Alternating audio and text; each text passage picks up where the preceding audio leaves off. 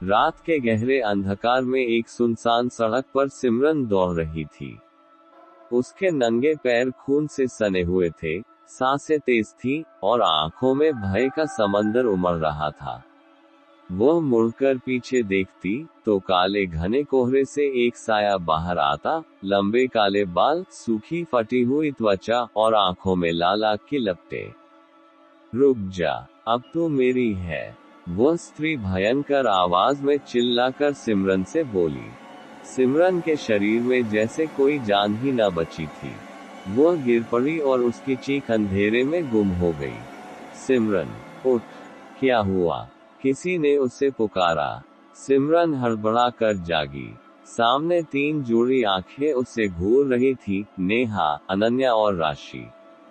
चारों बेंगलुरु के एक फ्लैट में रहती थी। रात के 3 बज रहे थे। फिर वही सपना, सिमरन कांपते हुए बोली। तू पागल हो गई है क्या? नेहा झुंझला कर बोली। हर रात वही बकवास। ये सिर्फ सपना नहीं है।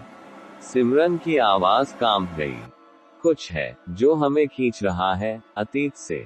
अनन्या और राशि ने सिमरन को सहारा दिया, लेकिन नेहा को इस सब पर यकीन नहीं था।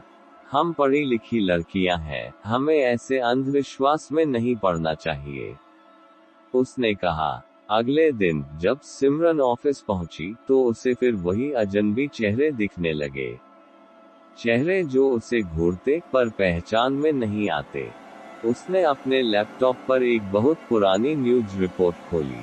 सन 1984 की खबर, निशाचर नगरी का शाप, 4 लड़कियों की रहस्यमयी मौतें, कारण अज्ञात। सिमरन का कलेजा धक से रह गया। ये जगह उनकी फ्लैट से महज 2 किलोमीटर दूर थी। क्या यह महज इत्तेफाक था? दिन बीत गया, रात हो गई। रात को फ्लैट में अजीब घटनाएं शुरू हो गईं। दरवाजे अपने आप खुलने लगे, आईने में अजीब आकृतियां दिखने लगी और अचानक ही किसी को छूने का एहसास होने लगा। एक रात जब नेहा बाथरूम में गई तो शॉवर से खून गिरने लगा। नेहा चीखते हुए बाहर भागी। सभी सहम गए। तभी फ्लैट की लाइट झपकने लगी और दीवारों पर एक चेहरा उभरने लगा, वही काली स्त्री जिसे सिमरन ने अपने सपनों में देखा था। तुम्हारा समय खत्म हो चुका है, एक घिनौनी आवाज पूरे फ्लैट में गूंज उठी। अगले दिन डर से कांपती लड़कियां आखिरकार एक तांत्रिक के पास गईं।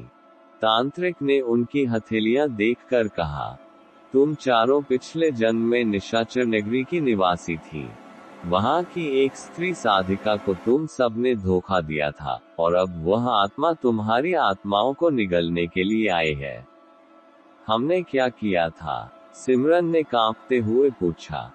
सच्चाई जाननी है तो तुम्हें निशाचर नगरी जाना होगा, वहीं जहां वह स्त्री शक्ति तुम्हारी प्रतीक्षा कर रही है। बेंगलुरु के हाईटेक फ्लैट से निकलकर चारों लड़कियां अब उस जगह की ओर बढ़ रही थी, जहां अतीत और वर्तमान की सीमाएं धुंधली हो रही थी, और वो जगह थी निशाचर नगरी। यह एक सुनसान, बियाबान इलाका था। 300 साल पहले इसका नाम निशाचर नगरी था, जो अब कुछ और हो गया है। वहां सिर्फ टूटी फूटी इमारतें थीं, सड़कें उखड़ी हुई थीं, और हर जगह ऐसा सन्नाटा पसरा था जो किसी अदृश्य शक्ति की उपस्थिति का संकेत दे रहा था। राशि ने घड़ी देखी, रात के 12:03।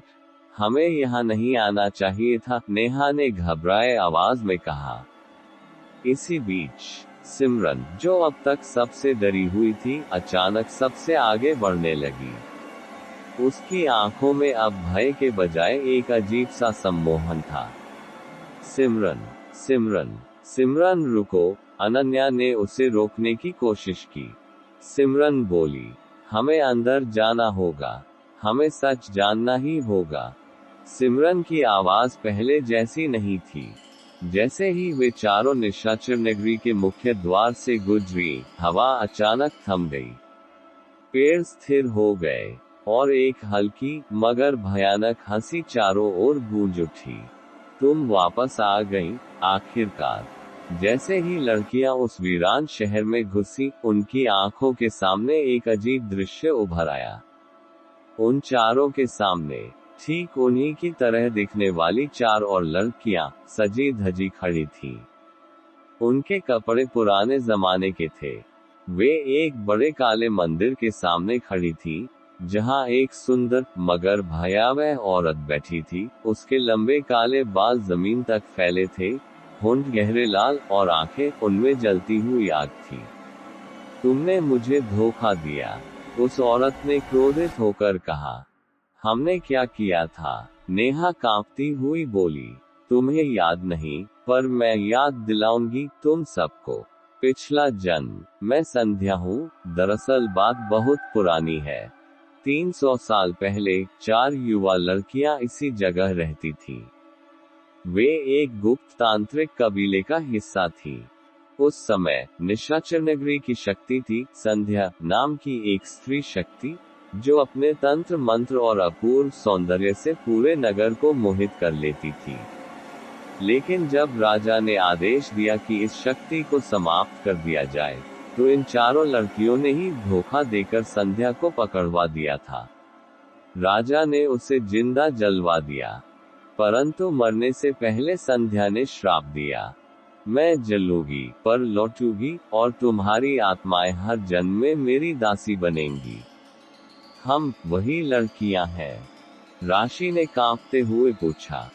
हाँ, संध्या की आत्मा गरजी। और अब समय आ गया है कि तुम मेरी अधूरी साधना पूरी करो। नहीं, सिमरन चीख पड़ी। लेकिन अचानक हवा में अजीब सी सुगंध फैलने लगी। अनन्या और नेहा की आंखें मूंदने लगी, उनके चेहरे पर सम्मोहित हंसी थी। वे संध्या की ओर बढ़ने लगी। रुको, ये तुम्हें अपने वश में कर रही है, सिमरन ने जोर से चिल्लाया। परंतु अब बहुत देर हो चुकी थी। संध्या की आंखों में हजारों सालों का इंतजार झलक रहा था। जैसे ही अनन्या और नेहा सम्मोहित होकर उसकी ओर बढ़ी, संध्या ने अपनी हथेलियां आगे बढ़ाई। उसकी हथेलियों से काले धुएं की लहरें निकलने लगी, जो हवा में घुलकर चारों ओर फैल गई। अब मेरी शक्ति फिर जागेगी। सिमरन और राशि ने अनन्या और नेहा को रोकने की कोशिश की, लेकिन वे जैसे पूरी तरह से संध्या के वश में आ चुकी थी। तुम हमारी आत्माएं नहीं छीन सकती। सिमरन ने संध्या की ओर देखा। संध्या ने ठंडी हंसी हंसी। यह आत्माएं कभी तुम्हारी थी ही नहीं, ये मेरी थी और हमेशा रहेंगी। फिर अचानक एक अदृश्य शक्ति ने सिमरन और राशि को जमीन पर गिरा दिया। उनके शरीर सुन्न हो गए और उनकी आंखों के आगे अंधेरा छा गया।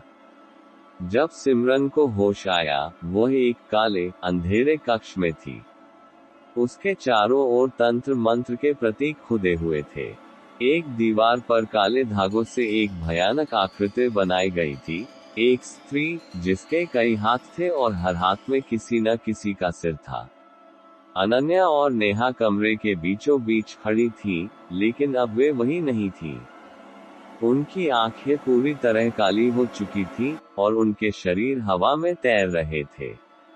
राशि पास ही जमीन पर पड़ी थी। उसकी सांसें तेज थीं। हमें यहाँ से निकलना होगा, सिमरन ने फुसफुसाकर कहा।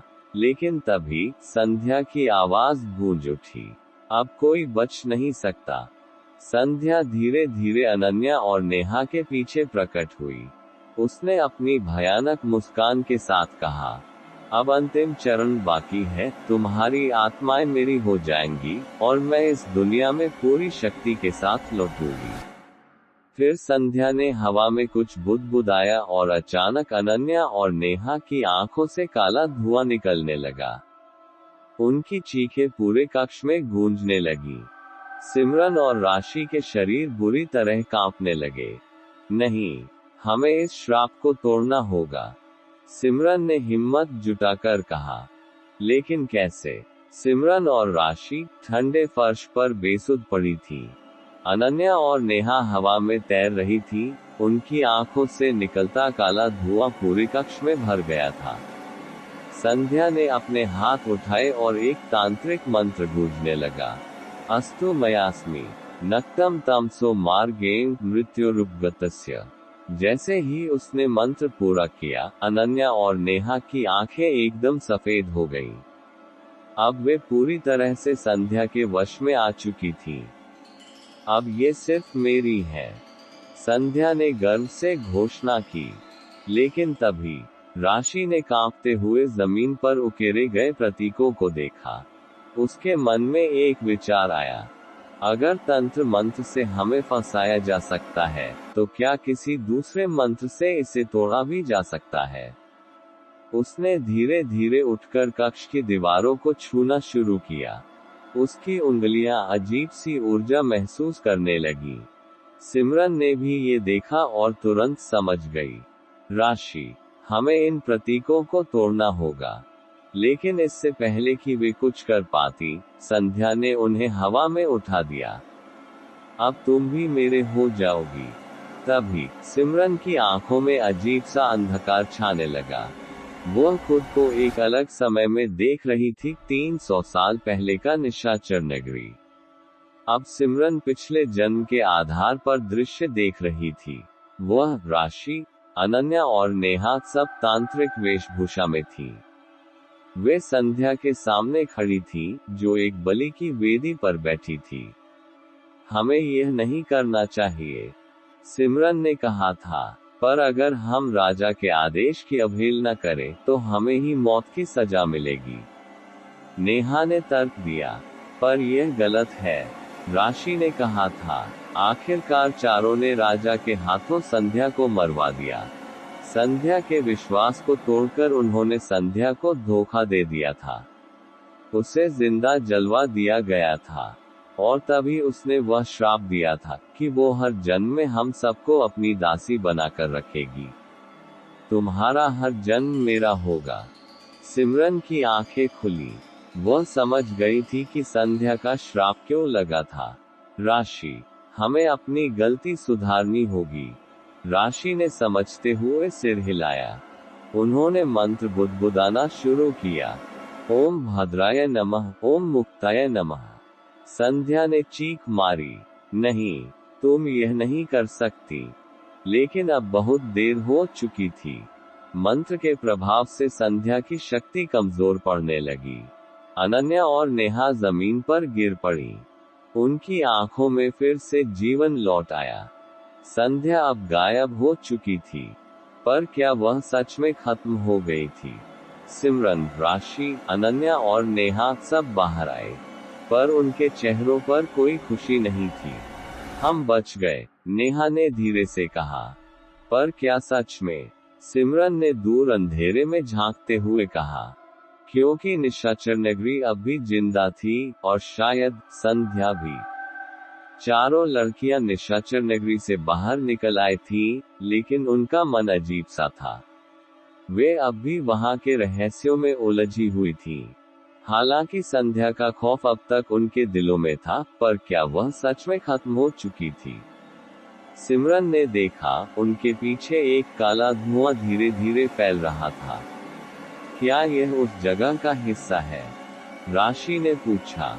ये कुछ और है, सिमरन ने गंभीरता से कहा।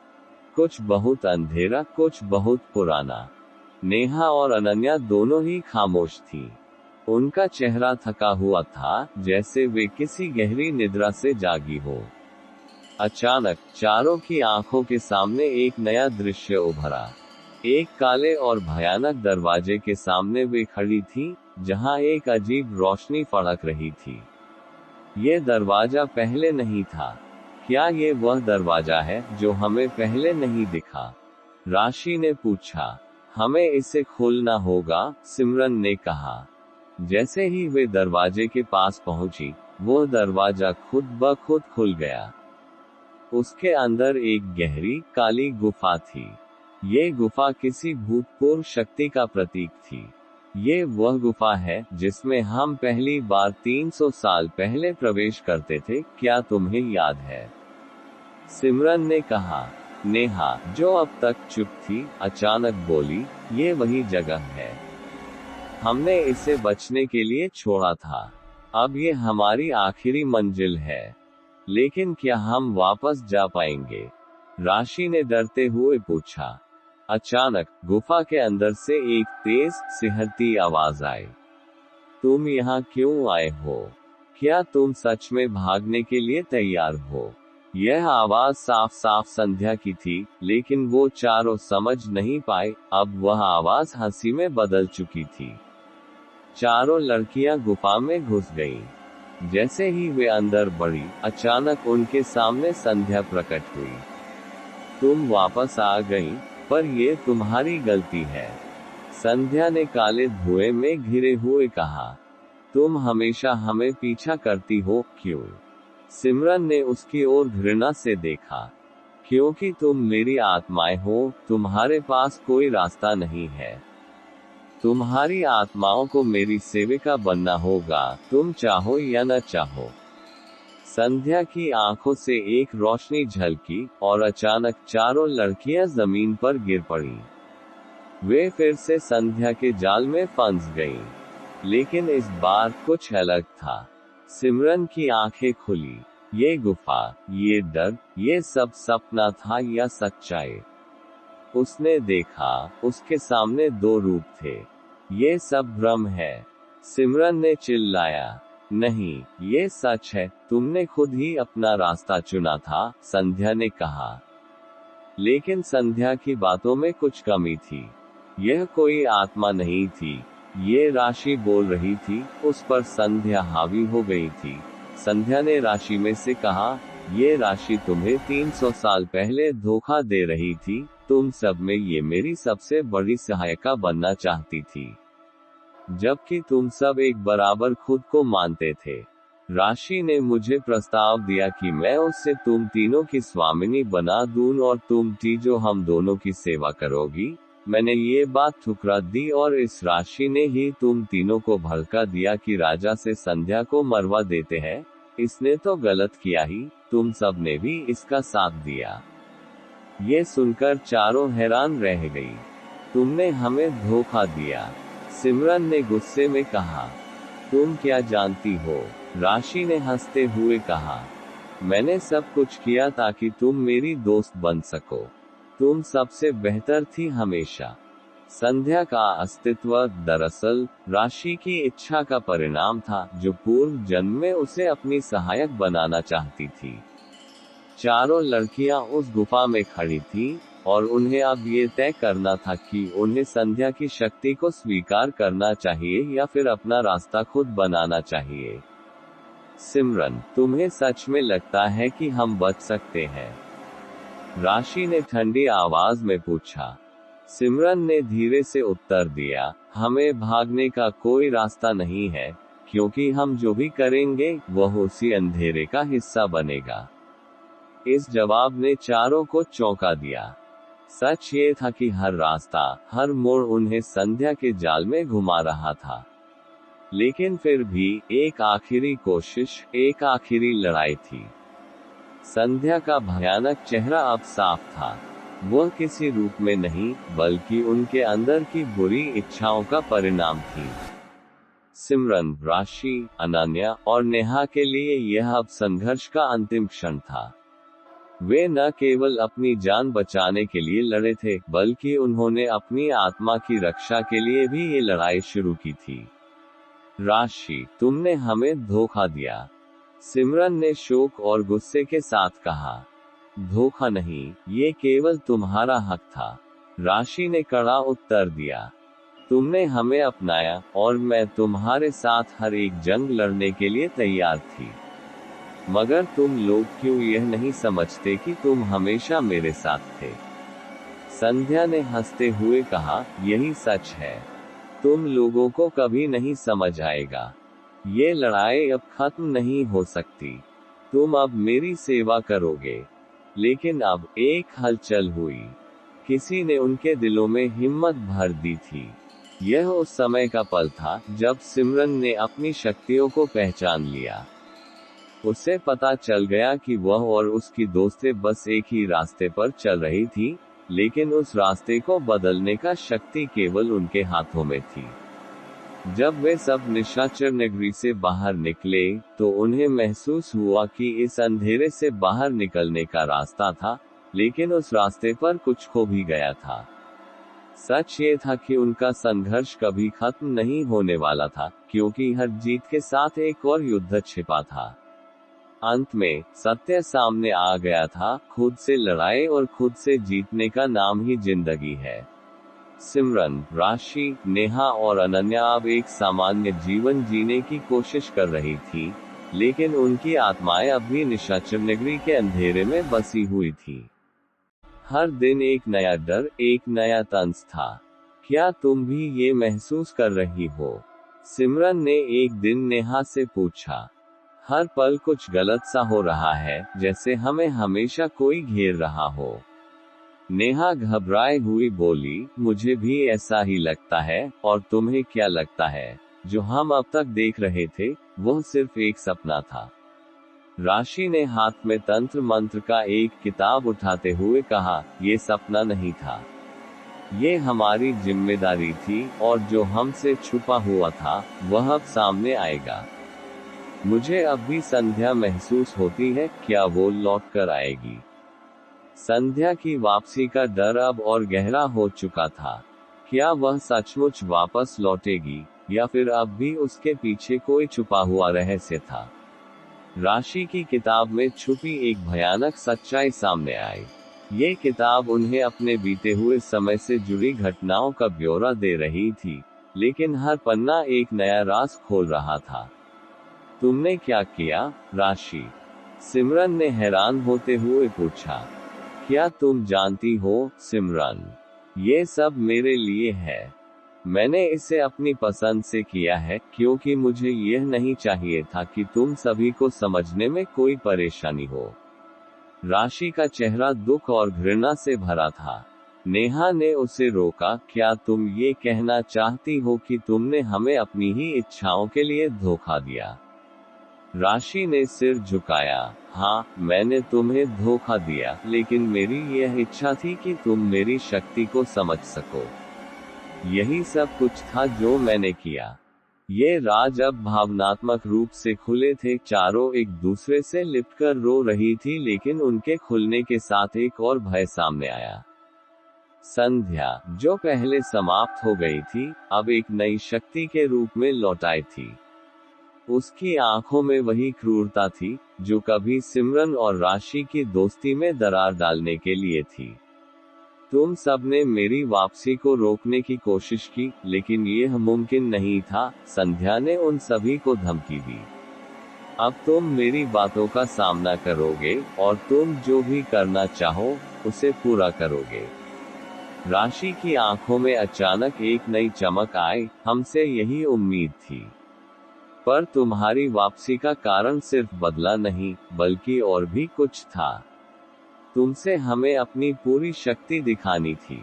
अब लड़ाई सिर्फ संध्या और राशि के बीच नहीं थी। ये लड़ाई सिमरन, नेहा और अनन्या के लिए भी थी। क्या वे उन अंधेरे राजों को उजागर कर पाएंगी, जो उनकी आत्माओं को ग्रस चुके थे? संध्या ने अंततः अपने भूतिया रूप को दर्शाया। उसका चेहरा डरावना था, उसकी आंखों में एक ऐसा गुस्सा था जो कभी भी उन्हें खत्म कर सकता था। तुम सब मेरा हिस्सा बनोगे, संध्या की आवाज गूंजने लगी। सिमरन ने ठान लिया कि वह संध्या से लड़ने के लिए पूरी ताकत लगाएगी। हमने तुम्हें कभी नहीं अपनाया, संध्या। तुमने हमारी जिंदगी को अपने झूठ से जकड़ा। लेकिन संध्या की हर एक चाल में एक गहरी साजिश छिपी हुई थी। क्या वे उस चाल से बाहर निकल पाएंगी? उधर नेहा और अनन्या गले लगकर रो रही थी, तो उनकी भावनाएं निकल पड़ी। नेहा और अनन्या के बीच एक नई सच्चाई सामने आई। अनन्या ने पहले कभी यह नहीं कहा था, लेकिन अब उसने सच्चाई कबूल की। वह बोली, मैं तुमसे प्यार करती थी, नेहा, और इस प्यार ने हमें यहाँ तक पहुँचाया। लेकिन अब मैं जानती हूँ कि हमें कोई भी नहीं बचा सकता।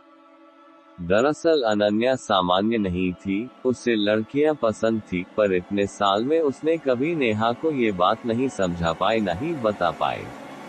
नेहा की आंखों में आंसू थे। क्या तुम मुझसे सच्चे दिल से प्यार करती थी, या फिर यह सब हमारे बचने के लिए संध्या को भटकाने के लिए बोल रही हो? मैंने कभी नहीं चाहा कि तुम मुझे गलत समझो। ये हमारी कहानी थी, और मरने से पहले तुमसे दिल की बात कह दी। चलो नेहा, अब हमें इस संध्या को खत्म करना होगा, वरना सब खत्म हो जाएगा।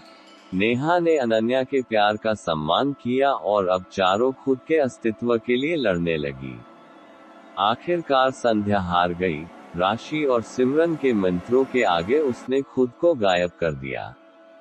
ये लड़ाई अब समाप्त हो रही थी। संध्या का अस्तित्व खत्म हो चुका था, लेकिन वे सब अब भी उस गहरी चुप में छिपे थे। सिमरन, राशि, नेहा और अनन्या ने अपने संघर्ष का अंत देखा, लेकिन क्या ये सच में उनका अंत था? राशि ने एक बार फिर अपनी खामोशी तोड़ी। तुम जानते हो सिमरन, हमने सब कुछ किया, लेकिन कभी भी ये सच सामने नहीं आया। अब हम क्या करेंगे?